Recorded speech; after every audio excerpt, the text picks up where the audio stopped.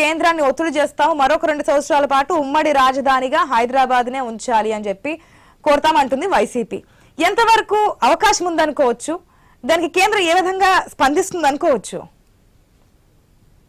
ఆశా గారు, ముందుగా మీకు తోటి ప్యానలిస్ట్ కి ఐన్యూస్ వీక్షకులందరికీ శుభోదయం అండి. ఇప్పుడు మీరు తొలిపలుకులో చెప్పినట్టు హైదరాబాద్ ఉమ్మడి రాజధాని అని చెప్పి ఇరు రాష్ట్ర ప్రజలు మర్చిపోయారు. ఎవరికి ఇది గుర్తులేదు, ఎవరి పడాలు చేసుకుంటున్నారు. ప్రజలే కాదు ఆశా గారు, రాష్ట్ర జగన్మోహన్ రెడ్డి గారి ప్రభుత్వం కూడా మర్చిపోయింది. ఎందుకంటారంటే జగన్మోహన్ రెడ్డి గారి నుంచి మంత్రులు ఎమ్మెల్యేల వరకు ఇన్ని సంవత్సరాల పాటు వాళ్ళ నింద ఏంటి? ఒకే ఒక ప్రధానమైన నింద, చంద్రబాబు నాయుడు గారు, పవన్ కళ్యాణ్ గారు ఈ రాష్ట్రానికి సంబంధించిన వాళ్ళు కాదు, వాళ్ళు వీకెండ్ పాలిటిక్స్ చేస్తారు, వాళ్ళు అలా వచ్చి హైదరాబాద్ వెళ్ళిపోతారు, మన రాష్ట్రం కానటువంటి హైదరాబాద్ లో తెలంగాణలో ఉంటారు, అసలు వాళ్ళకి ఈ రాష్ట్రంతో సంబంధం ఏంటి, ఈ రాష్ట్ర వాసులు కాదు అని వారు ఇప్పుడు వరకు తిట్టిపోసి ఆల్ ఆఫ్ ఏ సడన్ మళ్ళీ హైదరాబాద్ మన రాజధాని, ఉమ్మడి రాజధాని మళ్ళీ 2 సంవత్సరాలు 20 సంవత్సరాలు 2 సంవత్సరాలు కంటిన్యూ చేయాలి అంటున్నారంటే ఏంటి వీళ్ళ యొక్క రాజకీయం? నాకైతే అర్థం కాదు. ఈ రోజు విషయంగా గుర్తుకొచ్చిందా? మొన్నగాక 4 రోజుల క్రితమే అంబటి రాంబాబు గారు మంత్రి గారిని అడిగితే ఈ రాష్ట్ర రాజధాని అంటే మీకేమైనా డౌటా, అమరావతి రాజధాని ఎందుకు అదో ప్రశ్నలు అడుగుతారు మీరు అన్నారు. అలా అడిగిన వాళ్ళు ఇప్పుడు సడన్గా హైదరాబాద్ మేము క్యాపిటల్ కట్టుకోలేకపోయాము, మాకు ఇబ్బందులు వచ్చాయి, మళ్ళీ కంటిన్యూ చేయండి, ఇది ఎన్నికల తర్వాత మాట్లాడతాము. ఎన్నికల తర్వాత మాట్లాడేదానికి ఇప్పుడు ఎందుకు చేస్తున్నారు? ఎన్నికల తర్వాత మాట్లాడతారట, ఇంకా ఆలోచించి తెలియదట, ఇప్పుడు ఏం చేస్తారు? ఫర్ సపోజ్ ఇప్పుడు మనం గుర్తించుకోండి, చంద్రబాబు నాయుడు గారు జీవో నెంబర్ 97 23/4/2015 తీసుకొచ్చారు. ఏంటి? Amaravati is the capital of Andhra Pradesh. ఆ తర్వాత అక్కడ అంతకు ముందు వరకు అసెంబ్లీ సెక్రటరియట్ హైదరాబాద్ లో ఉండేది, మొత్తం అంతా ఖాళీ చేసి వచ్చేసిన గత 7-8 సంవత్సరాలుగా చంద్రబాబు నాయుడు గారి ప్రభుత్వం కానీ జగన్మోహన్ రెడ్డి గారి ప్రభుత్వం కానీ ఎప్పుడన్నా ఏ సమావేశాలు కానీ, అసెంబ్లీ సమావేశాలు కానీ, ఏదన్నా సరే సెక్రటరియట్ పనులు కానీ, ఏదన్నా సరే గవర్నర్ కానీ, హైకోర్టు కానీ ఆ పనుల మీద హైదరాబాద్ కామన్ క్యాపిటల్ వెళ్ళామా? ఈ రోజు వరకు మేమేమన్నా అడుగు పెట్టాము అక్కడ? ప్రభుత్వం అడుగు పెట్టింది ఏదైనా? ఈ రోజు కామన్ క్యాపిటల్ కంటిన్యూ చేయటం వల్ల మీకు వచ్చే అదనపు బెనిఫిట్ ఏంటి? ఏం ఆశిస్తున్నారు?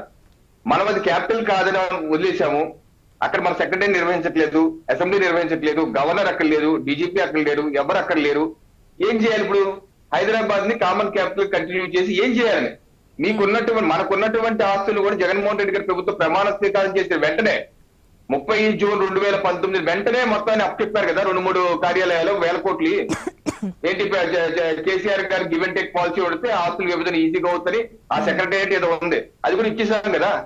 అన్ని ఆస్తులు ఇచ్చేసి ఈ రోజు వరకు మనం హైదరాబాద్ లో కామన్ క్యాపిటల్ అని అడుగు పెట్టారు. కేంద్రం చెప్తున్నది కూడా అదే కదా, విభజన హామీలని 2 రాష్ట్రాల ముఖ్యమంత్రులు సఖ్యతతో స్నేహపూర్వక సంబంధంతో కూర్చొని మీరు డిసైడ్ చేసుకోండి అనే కదా. మరి ఇప్పటి వరకు విభజన హామీలకు సంబంధించి 2 రాష్ట్రాల ముఖ్యమంత్రులు 2 రాష్ట్రాలు కోరుకున్నది అదే కదా.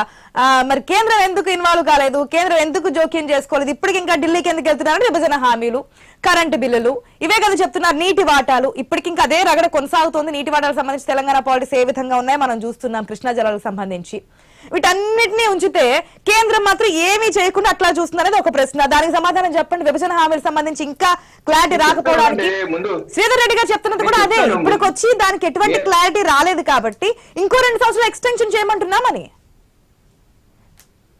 మీరు అదే సబ్జెక్టు క్యాపిటల్ హైదరాబాద్, దీన్ని అడిగిన పెద్దానికి చెప్తాను. నిన్న వైవి సుబ్బారెడ్డి గారు ఏమన్నారు? విభజన చట్టంలోని సమస్యలు పరిష్కరించలేదు, లేకపోతే షెడ్యూల్ 9-10 ఇంకా పూర్తి కాలేదు అని అనలేదు ఆయన. ఆయన ఏమన్నారు? మేము రాజధాని కట్టుకోలేకపోయాం, నిధులు లేవు, గత 10 ఏళ్ళగా కట్టుకోలేకపోయాం, నిధులు లేవు ఏంటంటే 2,60,000 కోట్లు బటన్ నొక్కి ట్రాన్స్ఫర్ చేస్తున్న వాళ్ళకి దానిలో 1% నిధులు కూడా అమరావతి కేటాయించారా? ఒకవేళ ఆయన షెడ్యూల్ 9-10 విభజన కాలేదు, ఎన్ని ఉన్నాయి కాబట్టి మాట్లాడతామంటే ఓకే, దానికి ఏదో ఉంది, దానికి సహాయం అనుకోవచ్చు. ఆయన అన్నదేంటి? రాజధాని కట్టుకోలేకపోయాము, నిధులు లేవు, కోర్టు కేసుల్లో ఉంది, కోర్టులకు వెళ్ళారు. కోర్టులకు వెళ్తారండి, మీరు వెళ్ళలేదు కోర్టులకి? మీరు కూడా మీ కేసులు కూడా కోర్టులో ఉన్నాయి కదా, వెళ్తారు కదా? వెళ్తారు. రాజ్యాంగ పరంగా ప్రక్రియ అది, మీరు సమాధానం చెప్పుకోవాలి. నేను అనేది ఏంటంటే చంద్రబాబు నాయుడు గారు అక్కడ నుంచి వచ్చేసాం, రాష్ట్ర ప్రభుత్వం వచ్చేసింది, ఓకే, ఆయన టెంపరీ రాజధాని ఏదో కొన్ని గొప్ప కట్టారు. 2019 ముందు వైసీపీ నాయకులు ఉమ్మారెడ్డి వెంకటేశ్వర గారు అందరూ ఏమన్నారు?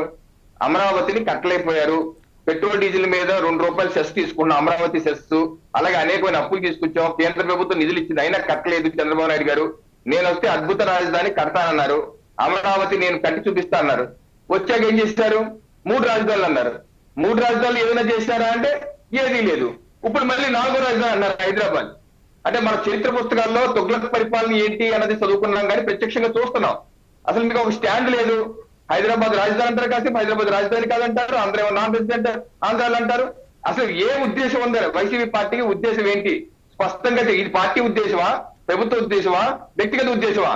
ఇది కూడా వైసీపీ పార్టీ ప్రభుత్వం స్పష్టం చేయాలి. ఇదేం ఉద్దేశం అని. ఓకే, మీరు అడిగిన ప్రశ్నలు విభజన చట్టంలో ఉన్నటువంటి అంశాలు, విభజన చట్టంలో ఉన్న అంశాలు. ఇప్పుడు విద్యుత్ బకాయిలు అన్నారు, ఇదిగో ఆర్డర్. కేంద్ర ప్రభుత్వం 29 ఆగస్టు 2020 ఉన్న కేంద్ర పవర్ శాఖ మినిస్టర్ ఆఫ్ పవర్ కూడా జీవో ఆర్డర్ చేసింది. ఏంటి? తెలంగాణ ప్రభుత్వం ఆంధ్రప్రదేశ్ రాష్ట్రానికి 6,700 కోట్లు ఇవ్వాలి, వెంటనే విడుదల చేయండి అని చెప్పి కేంద్ర ప్రభుత్వమే జీవో ఇచ్చింది. ఇస్తే దీని మీద కోర్టుకి వెళ్ళారు. కోర్టు దీన్ని స్టే ఇచ్చింది. ఇప్పుడు హైకోర్టులో సుప్రీంకోర్టులో ఉంది ఈ మ్యాటర్. ఓకే, మిగతా విభజన అంశాలు అన్ని పరిష్కారమే అయినాయి. కేవలం ఒకటి అవ్వలేదు. ఏంటంటే షెడ్యూల్ 9, 10 లో ఉన్నటువంటి ఆస్తులు, ఆ యొక్క ఆస్తుల్లో ఉన్నటువంటి సుమారుగా 250 పైగా సంస్థల యొక్క పంపిణీ జరగాలి. అలాగే కామన్ పన్నులు ఉన్నాయి, పన్నులు ట్యాక్సుల పన్నులు కూడా బ్యాంకుల్లో ఉన్నాయి. ఆ బ్యాంక్ డిపాజిట్ డివిజన్ జరగాలి. దాని మీద ఇప్పుడు వరకు అనేకమైన కమిటీలు వేశారు. ఏదో షీలా బేడీ కమిటీ అని కూడా వేశారు. ఆ షీలా బేడీ కమిటీ నివేదిక ఇస్తే తెలంగాణ ప్రభుత్వం దాని మీద ఒప్పుకోలేదు, ఆంధ్రప్రదేశ్ ఒప్పుకుంది. షెడ్యూల్ 9 మీద, షెడ్యూల్ 10 మీద ఆంధ్రప్రదేశ్ ఒప్పుకోలేదు, తెలంగాణ ఒప్పుకుంది. ఇలా రకరకాల అంశాల మీద ముడిపడి ఉంది. కేంద్ర ప్రభుత్వం కూడా డిస్ప్యూట్ రిజల్యూషన్ సబ్ కమిటీ అని ఏర్పాటు చేసి ఇప్పుడు వరకు 30 సార్లు ఇద్దరు కూర్చోబెట్టి మాట్లాడారు. ఇప్పటికీ పరిష్కారం కాని మాట వాస్తవమే. దీని మీద జీవీఎల్ నరసింహారావు గారు పార్లమెంట్ మీద అడిగారు, అయ్యా ఈ టైం అయిపోతుంది, మీరు కాల్పు ప్రకారం కూడా చేయొచ్చు అని చట్టంలో ఉంది, అది చేయొచ్చు కదా అని. సో దానిలో చట్టంలో ఏంటంటే మ్యూచువల్ అగ్రిమెంట్ ఉంది. ఇది విభజన చట్టం. ఇది విభజన చట్టంలోనే మ్యూచువల్ అగ్రిమెంట్ చేయాలంది, చేయకపోతే కాదు చేయాలంది. సో షెడ్యూల్ 9, 10 కామన్ ట్యాక్స్లు ఇటువంటి డివిజన్ కాలేని వాస్తవం. అది లక్షల కోట్లు ఉన్న మాట వాస్తవే. అది రెజల్యూషన్ అవ్వాలి, అది డివిజన్ జరగాలి. అదైతే సమస్య ఉంది. దాన్ని ఏ రకంగా పరిష్కారం చేయాలి అనటం తప్పలేదు. కాకపోతే మేము రాజధాని కట్టుకోలేవు, మా దగ్గర నిధులు లేవు, మేము 3 రాజధానులని ఇప్పుడు 4వ రాజధాని అని చెప్పి హైదరాబాద్ ఏ రకంగా వాడుకున్నటువంటి ప్రభుత్వాలు 7 సంవత్సరాలు వదిలేసిన కేంద్రాన్ని మేము అడుగుతామని చెప్తుంది కదా, అర్థం పడడం లేదనమాట. కేంద్రాన్ని మేము అడుగుతామని చెప్తున్నారు కదా, కేంద్రం అంగీకరించే అవకాశాలు ఉన్నాయనుకోవచ్చా? నేను ఒక్క విషయం చెప్తానండి. అసలు వైవి సుబ్బారెడ్డి గారు అన్న దాంట్లో కేవలం రాజకీయ దురుద్దేశ కోణం కనబడుతుంది. నీకు ఏమన్నా ఉద్దేశం ఉంటే మన పార్లమెంట్ లో ఎందుకు అడగలేదు? ఇప్పుడు ఆయన ఏమంటున్నారు, ఎన్నికల తర్వాత అడుగుతాం అంటున్నారు. అంటే ఏంటి? కేసీఆర్ గారు ఆల్రెడీ నీటి మంటలు రేపుతున్నారు. నీటి మంటల్లో అలాగే కాంగ్రెస్ ప్రభుత్వం నీటి మంటలు రేపుతున్నారు, ఒక సెంటిమెంట్ రేపుతున్నారు.